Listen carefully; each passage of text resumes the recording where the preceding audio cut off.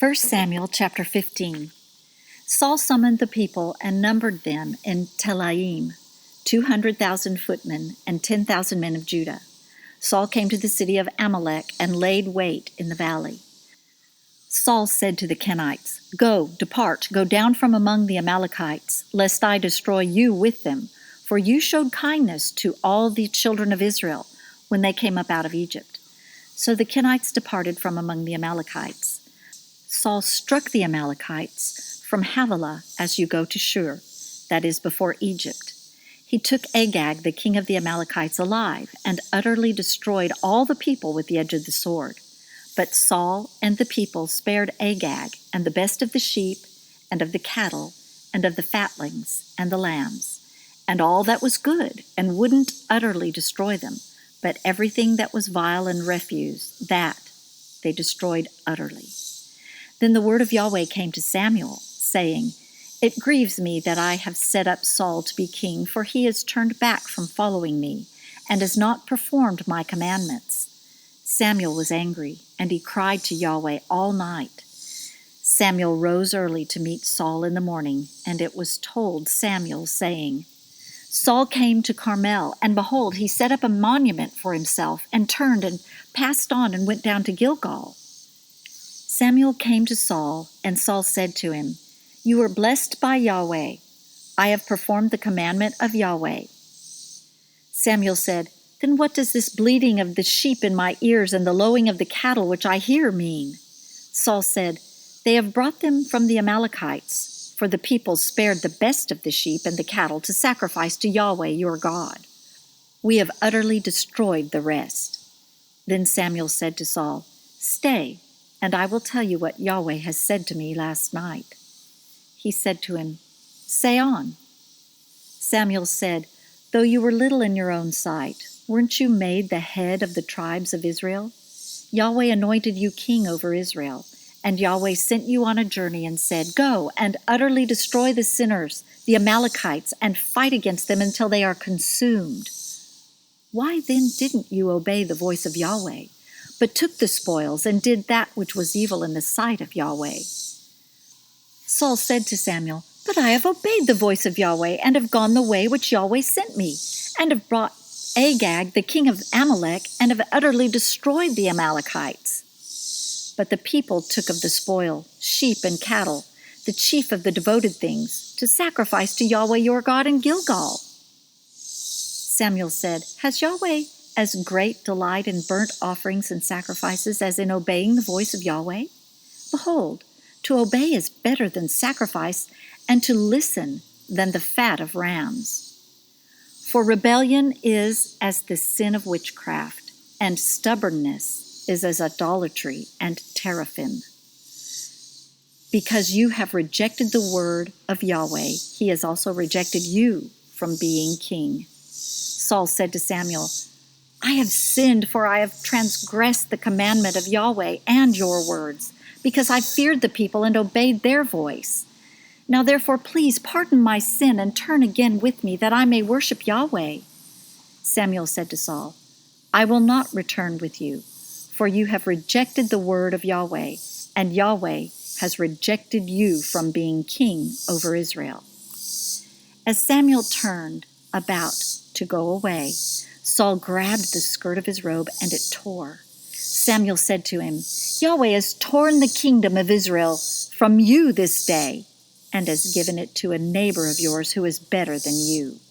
Also, the strength of Israel will not lie or repent, for he is not a man that he should repent."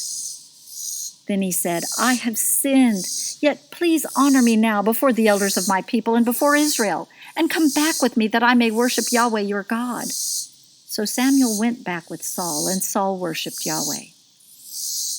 Then Samuel said, "Bring here to me Agag, the king of the Amalekites." Agag came to him cheerfully. Agag said, "Surely the bitterness of death is past." Samuel said, "As your sword has made women childless, so your mother will be childless among women." Samuel cut Agag in pieces before Yahweh in Gilgal. Then Samuel went to Ramah, and Saul went up to his house, to Gibeah of Saul. Samuel came no more to see Saul until the day of his death, for Samuel mourned for Saul, and Yahweh grieved that he had made Saul king over Israel.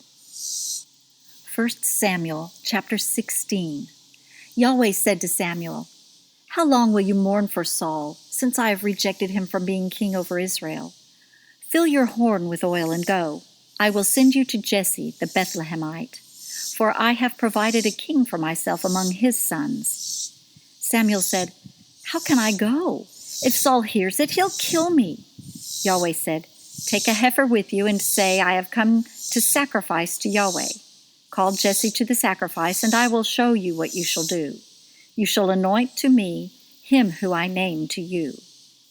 Samuel did that which Yahweh spoke and came to Bethlehem. The elders of the city came to meet him, trembling, and said, "Do you come peaceably?" He said, "Peaceably. I have come to sacrifice to Yahweh. Sanctify yourselves and come with me to the sacrifice." He sanctified Jesse and his sons and called them to the sacrifice. It happened when they had come that he looked at Eliab and said, "Surely Yahweh's anointed is before him." But Yahweh said to Samuel, "Don't look on his face or on the height of his stature, because I have rejected him. For Yahweh sees not as man sees, for man looks at the outward appearance, but Yahweh looks at the heart." Then Jesse called Abinadab and made him pass before Samuel. He said, "Neither has Yahweh chosen this one." Then Jesse made Shammah to pass by. He said, "Neither has Yahweh chosen this one." Jesse made 7 of his sons to pass before Samuel. Samuel said to Jesse, "Yahweh has not chosen these." Samuel said to Jesse, "Are all your children here?" He said, "There remains yet the youngest, and behold, he's keeping the sheep." Samuel said to Jesse, "Send and get him, for we will not sit down until he comes here." He sent and brought him in. Now he was ruddy and withal of a beautiful face, and goodly to look on. Yahweh said, "Arise, anoint him, for this is he." Then Samuel took the horn of oil and anointed him in the midst of his brothers. And the Spirit of Yahweh came mightily on David from that day forward. So Samuel rose up and went to Ramah. Now the Spirit of Yahweh departed from Saul, and an evil spirit from Yahweh troubled him. Saul's servants said to him, "See now, an evil spirit from God troubles you. Let our Lord now command your servants who are before you to seek out a man who is a skillful player on the harp. It shall happen when the evil spirit from God is on you, that he shall play with his hand, and you shall be well." Saul said to his servants, "Provide me now a man who can play well, and bring him to me." Then one of the young men answered and said, "Behold, I have seen a son of Jesse, the Bethlehemite, who is skillful in playing, a mighty man of valor, a man of war, prudent in speech, and a comely person, and Yahweh is with him." Therefore Saul sent messengers to Jesse and said, "Send me David your son, who is with the sheep." Jesse took a donkey, loaded with bread, and a bottle of wine, and a young goat, and sent them by David, his son, to Saul. David came to Saul and stood before him. He loved him greatly, and he became his armor-bearer. Saul sent to Jesse, saying, "Please let David stand before me, for he has found favor in my sight." It happened when the evil spirit from God was on Saul, that David took the harp and played with his hand. So Saul was refreshed and was well, and the evil spirit departed from him. 1 Samuel chapter 17. Now the Philistines gathered together their armies to battle, and they were gathered together at Socoh, which belongs to Judah, and encamped between Socoh and Azekah, in Ephes Dammim. Saul and the men of Israel were gathered together and encamped in the valley of Elah, and set the battle in array against the Philistines. The Philistines stood on the mountain on the one side, and Israel stood on the mountain on the other side, and there was a valley between them. There went out a champion out of the camp of the Philistines, named Goliath of Gath, whose height was 6 cubits and a span. He had a helmet of brass on his head, and he was clad with a coat of mail, and the weight of the coat was 5,000 shekels of brass. He had brass shin armor on his legs, and a javelin of brass between his shoulders. The staff of his spear was like a weaver's beam, and his spear's head weighed 600 shekels of iron. And his shield-bearer went before him. He stood and cried to the armies of Israel and said to them, "Why have you come out to set your battle in array? Am I not a Philistine, and you servants of Saul? Choose a man for yourselves, and let him come down to me. If he be able to fight me and kill me, then we will be your servants. But if I prevail against him and kill him, then you will be our servants and serve us." The Philistine said, "I defy the armies of Israel this day. Give me a man that we may fight together." When Saul and all Israel heard those words of the Philistine, they were dismayed and greatly afraid. Now David was the son of that Ephrathite of Bethlehem, Judah, whose name was Jesse. And he had 8 sons, and the man was an old man in the days of Saul, stricken in years among men. The 3 eldest sons of Jesse had gone after Saul to the battle, and the names of his 3 sons who went to the battle were Eliab the firstborn, and next to him Abinadab, and the third Shammah. David was the youngest, and the 3 eldest followed Saul. Now David went back and forth from Saul to feed his father's sheep at Bethlehem. The Philistine drew near morning and evening and presented himself 40 days. Jesse said to David his son, "Now take for your brothers an ephah of this parched grain and these 10 loaves, and carry them quickly to the camp to your brothers. And bring these 10 cheeses to the captain of their 1,000, and see how your brothers are doing, and bring back news." Now Saul and they and all the men of Israel were in the valley of Elah, fighting with the Philistines. David rose up early in the morning and left the sheep with a keeper, and took and went, as Jesse had commanded him. And he came to the place of the wagons, as the army which was going forth to fight shouted for the battle. Israel and the Philistines put the battle in array, army against army. David left his baggage in the hand of the keeper of the baggage, and ran to the army, and came and greeted his brothers. As he talked with them, behold, there came up the champion, the Philistine of Gath, Goliath by name, out of the ranks of the Philistines, and spoke according to the same words, and David heard them. All the men of Israel, when they saw the man, fled from him, and were terrified. The men of Israel said, "Have you seen this man who has come up? He has surely come up to defy Israel. It shall be that the man who kills him, the king will enrich him with great riches, and will give him his daughter, and make his father's house free in Israel." David spoke to the men who stood by him, saying, "What shall be done to the man who kills this Philistine and takes away the reproach from Israel? For who is this uncircumcised Philistine that he should defy the armies of the living God?" The people answered him in this way, saying, "So shall it be done to the man who kills him." Eliab, his eldest brother, heard when he spoke to the men, and Eliab's anger was kindled against David, and he said, "Why have you come down? With whom have you left those few sheep in the wilderness? I know your pride and the naughtiness of your heart, for you have come down that you might see the battle." David said, "What have I now done? Is there not a cause?" He turned away from him toward another and spoke like that again, and the people answered him again the same way. When the words were heard which David spoke, they rehearsed them before Saul, and he sent for him. David said to Saul, "Let no man's heart fail because of him. Your servant will go and fight this Philistine." Saul said to David, "You are not able to go against this Philistine to fight with him, for you are but a youth, and he is a man of war from his youth." David said to Saul, "Your servant was keeping his father's sheep, and when a lion or bear came and took a lamb out of the flock, I went out after him and struck him and rescued it out of his mouth. When he arose against me, I caught him by his beard and struck him and killed him. Your servant struck both the lion and the bear. This uncircumcised Philistine shall be as one of them, since he has defied the armies of the living God." David said, "Yahweh, who delivered me out of the paw of the lion and out of the paw of the bear, he will deliver me out of the hand of this Philistine." Saul said to David, "Go, and Yahweh shall be with you." Saul dressed David with his clothing. He put a helmet of brass on his head, and he clad him with a coat of mail. David strapped his sword on his clothing, and he tried to move, for he had not tested it. David said to Saul, "I can't go with these, for I have not tested them." David took them off.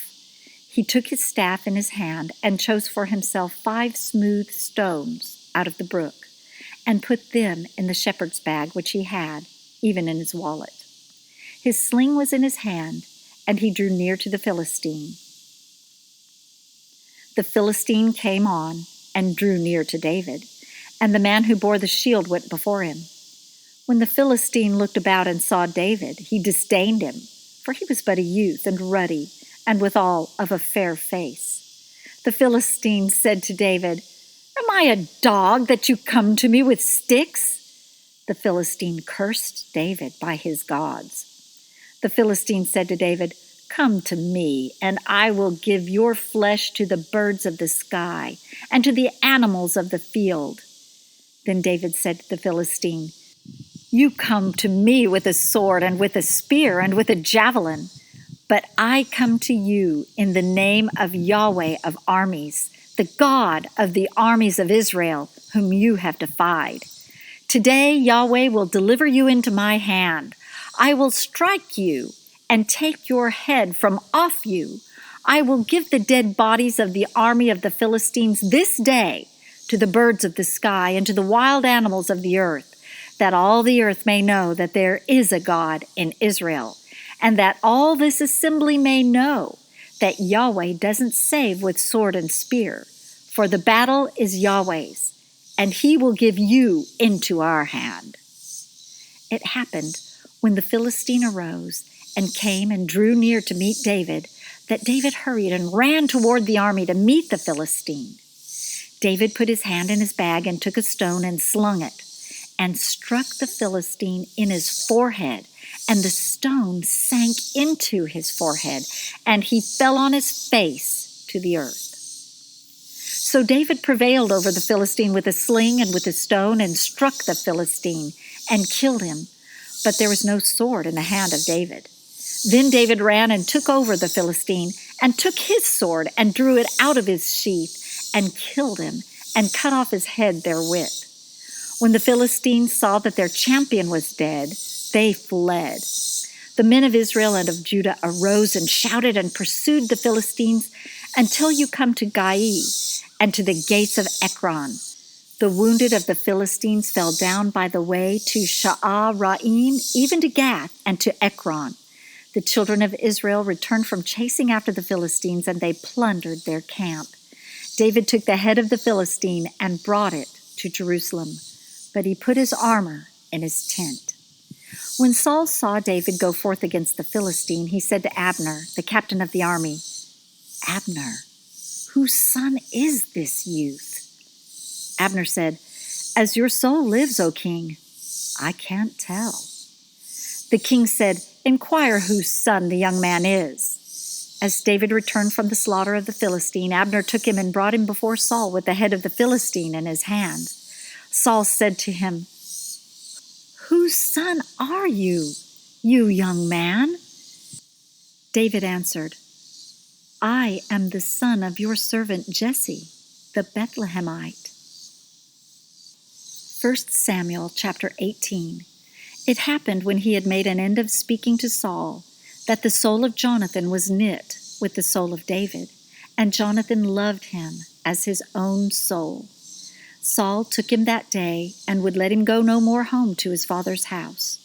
Then Jonathan and David made a covenant, because he loved him as his own soul.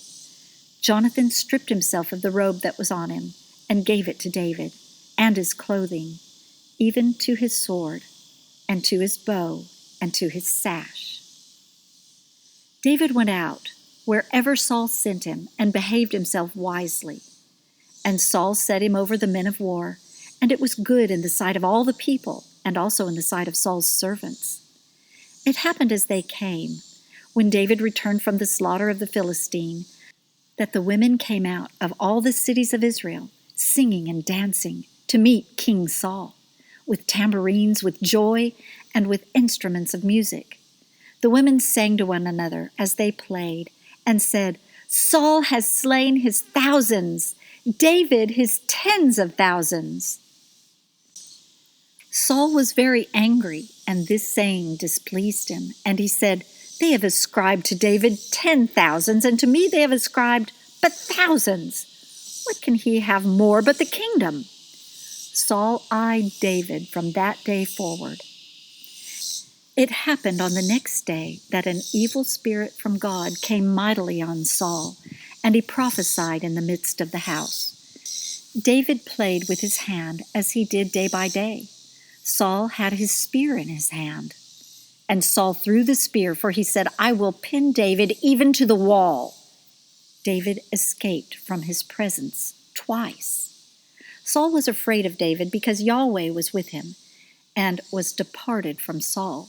Therefore Saul removed him from him and made him his captain over 1,000. And he went out and came in before the people. David behaved himself wisely in all his ways, and Yahweh was with him. When Saul saw that he behaved himself very wisely, he stood in awe of him. But all Israel and Judah loved David, for he went out and came in before them. Saul said to David, "Behold, my elder daughter, Merab, I will give her to you as wife. Only be valiant for me, and fight Yahweh's battles."